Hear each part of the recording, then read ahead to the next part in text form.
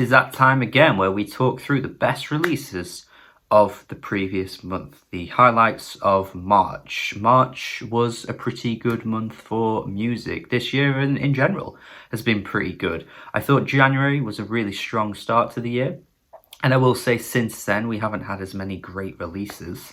It does feel like it's slowed down, but the momentum of releases has really picked up, particularly in March, with the big names coming back through and dropping more music again. Some huge hyped up releases have come out pretty recently. Some really popular names have dropped this past month too. You've got Rex Orange County, you've got Machine Gun Kelly, you've got Charlie XCX, among many others that I personally wouldn't call highlights of the month, but it kind of goes to show that there is a lot out there for any type of listener. If you find something to enjoy out of those artists, then that's pretty great because they all dropped within a few weeks of one another. So I'm here to tell you what I think were the best albums and EPs of March. Let's go. Starting with a release that I got to pretty late, came out in January, I believe, but I want to mention it in this video just to give it some attention, really. Grace Cummings, Storm Queen. Thought this album was really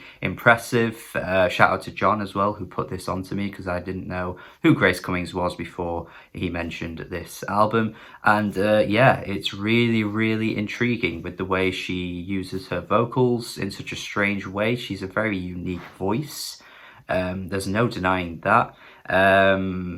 She has kind of like a gothic vibe to her music as well. These songs are produced in such a strange way, but everything just comes together so well. She has quite an interesting lyrical approach too. She's just a really cool singer-songwriter that I think wouldn't be for everyone. I'm not entirely convinced that there would be a lot of people out there that would take to her voice immediately. I think you would probably give it a few listens before you realize the extraordinary voice that she does have.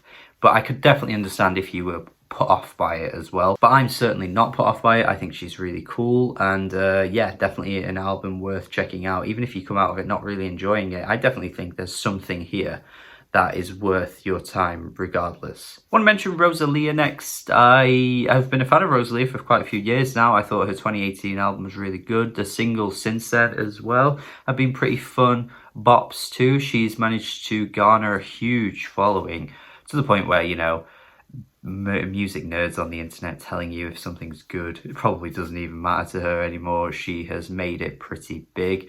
She has collabed with some really huge names as well. She's doing well for herself, man. It's kind of cool to see. But she's managed to bring a bit more of a weird approach to her newest album. She's not sticking to one thing. She's become quite daring and is willing to try different things, despite the fact that she has become so huge. So she could just easily drop, you know, reggaeton banger after reggaeton banger the whole way through, with, you know, different artists collaborating. She could do that, and I'm sure it would be fun, but she's pretty unique in the way that she approaches her music too. She's willing to try different things. There's some really weird tracks like Cute on this album, and there's still some fun bops too. Yeah, she's impressed me with this one. I don't think it's quite great, but I do really like it. Blade and Echo 2K have dropped an album that's very sugary and is very sweet, a bit too sweet at times, but they've still got the core values of what make Drain Gang so cool to begin with tracks that go beyond what you'd expect. Usually they stick to the 2-minute-ish mark, but there is a track on here that goes even closer to 6 minutes, and it's kind of cool to see that they are, similar to Rosalia, willing to, you know, push the boundaries a little bit more, do things that are a bit different to what we've expected of them up until this point.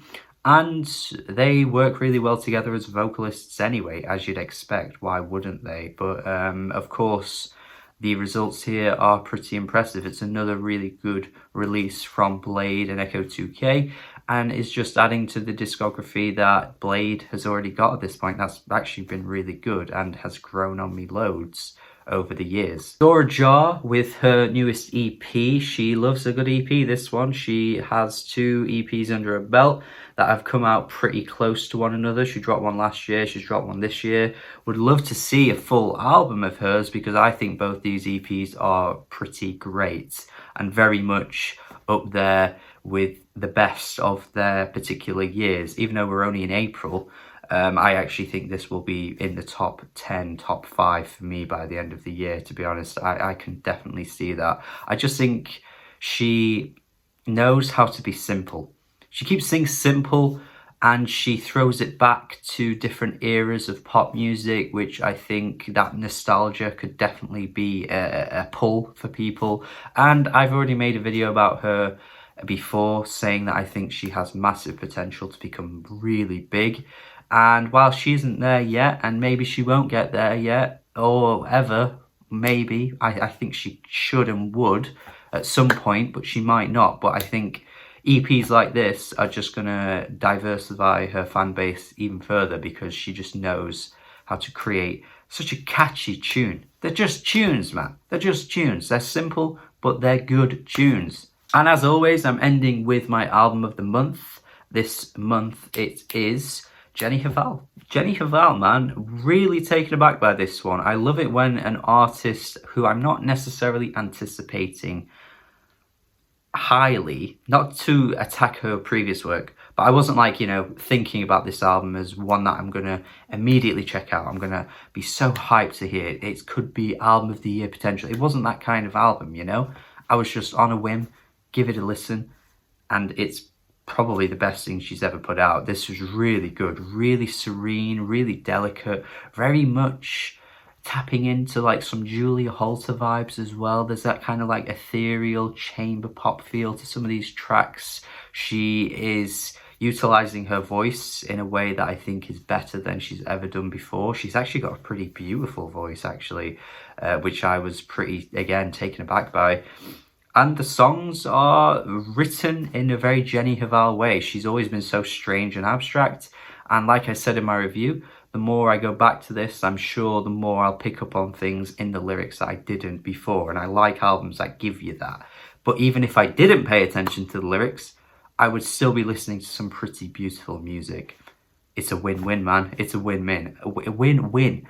Album of the month. And that's it. That's it from me. Thank you for watching as always. Hopefully you got something out of this video, even if it's just one album. That's enough for me. That's all I want to do with these videos. I want to put people onto as much new music as I possibly can, as I possibly am capable of. And there's been quite a few releases here, all of pretty much different genres. So there's got to be something here for you, at least one. So thank you as always for watching.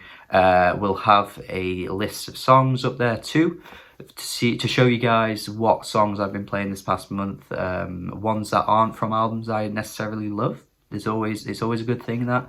And yeah, hopefully again you get some recommendations from that too. Have a good day, subscribe if you haven't already, and goodbye.